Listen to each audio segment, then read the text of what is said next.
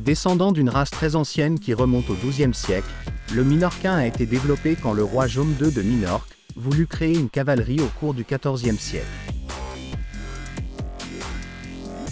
Son objectif était de posséder des chevaux avec un mental exceptionnel, qui seraient également agiles, faciles à manier, rapides et souples.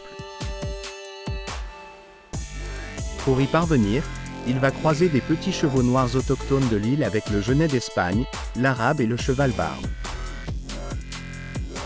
Par la suite, lorsque Minorque fut sous l'occupation des Anglais, le pur sang fut ajouté au capital génétique de la race.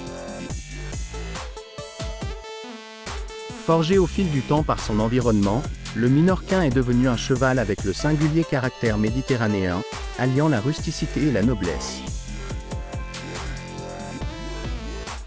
Autrefois, il était utilisé pour toutes sortes de travaux, pas seulement pour l'agriculture et la traction, mais également comme un cheval de spectacle mis à l'honneur lors des grandes fêtes. Lors de la généralisation de la mécanisation, le Minorquin fut peu à peu mis de côté.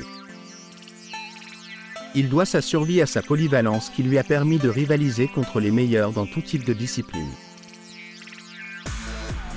De nos jours, le mental exceptionnel de ce cheval s'illustre parfaitement lors de la fête traditionnelle de la Saint-Jean à Minorque.